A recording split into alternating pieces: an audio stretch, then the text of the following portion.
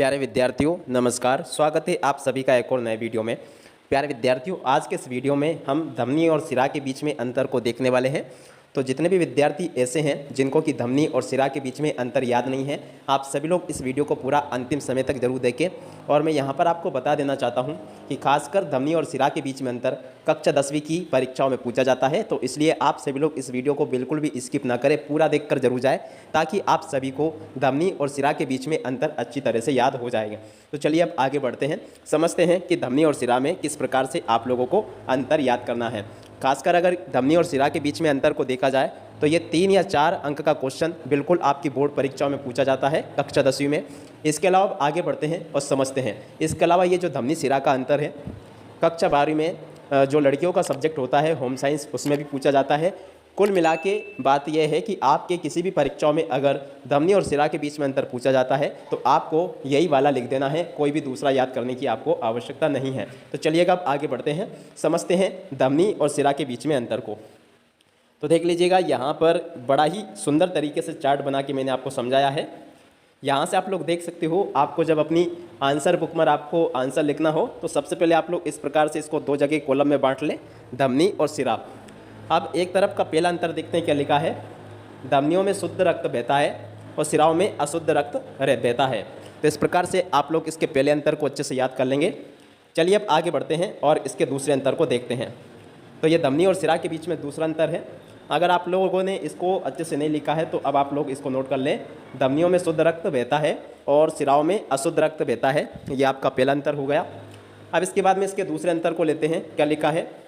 धमनियों के रक्त में ऑक्सीजन गैस घुली होती है और सिराओं के रक्त में CO2 गैस घुली होती है। तो इस प्रकार से आप लोग यहाँ से इसको लिख लें कि धमनियों के रक्त में क्या होता है, ऑक्सीजन गैस घुली होती है और सिराओं के रक्त में CO2 गैस घुली होती है। तो यहाँ से आप लोग इसको अच्छे से याद कर लें।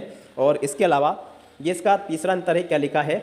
धमनियों का रंग लाल होता है और सिराओं का रंग नीला होता है। तो इसको भी आप लोग अच्छे से याद कर लेंगे। अब चलिए आगे बढ़ते हैं और अगला अंतर देखते हैं। तो धमनियों में कपाट नहीं पाए जाते हैं और सिराओं में कपाट पाए जाते हैं। तो इस प्रकार से आप लोग यहाँ से इसको अच्छे से याद कर लें। बिल्कुल ही सरल तरीके से प्यारे विद्यार्थियों, मैं यहाँ पर आपको धमनी और सिरा के बीच में अंतर को बता रहा हूँ, जो कि आपको आसानी से बहुत ही जल्दी याद हो जाएगा। चाहे आप किसी भी कैटेगरी के बच्चे हो, चाहे आपको अच्छा पढ़ना लगता हो या आप सारी चीज़ें अच्छे से पढ़ लेते हो, या फिर आप बिल्कुल कमज़ोर बच्चे हो, तो भी ये अंतर आपको बिल्कुल अच्छे से याद कर लेना चाहिए। क्योंकि इसको बनाने में मैंने भाषा की सरलता का बिल्कुल ध्यान रखा है, ताकि कमज़ोर से कमज़ोर बच्चा भी इस अंतर को अच्छे से याद कर ले। तो चलिए अब अगला देखते हैं। तो ये इसका पहला अंतर हो गया था, ये दूसरा है, ये तीसरा है और ये चौथा है। चौथे अंतर में आपको क्या लिखना है, धमनियों में कपाट नहीं पाए जाते हैं और सिराओं में कपाट पाए जाते हैं। तो इस प्रकार से आप लोग इसको भी लिख लें। अब इसके बाद में अगला अंतर यहाँ से देख लें आप लोग, क्या लिखा है। धमनियों की भित्ति लचीली एवं मोटी होती है और सिराओं की भित्ति लचीली होती है।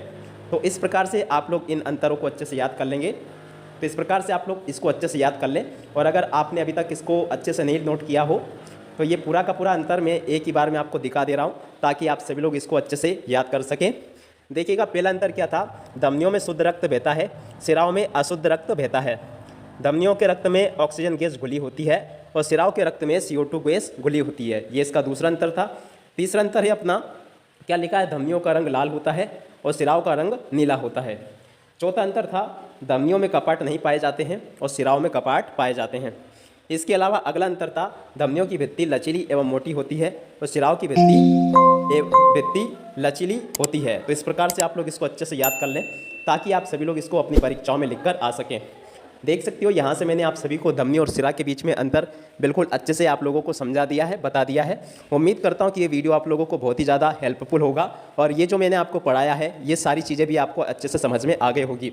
अगर आपने अभी तक हमारे यूट्यूब चैनल को सब्सक्राइब नहीं किया हो तो प्लीज़ इसी प्रकार के और ज़्यादा जानकारीपूर्ण वीडियो पाने के लिए चैनल को सब्सक्राइब जरूर कर लें। अब इसी के साथ में इस वीडियो को यहीं पर समाप्त करते हैं। जय हिंद, जय भारत।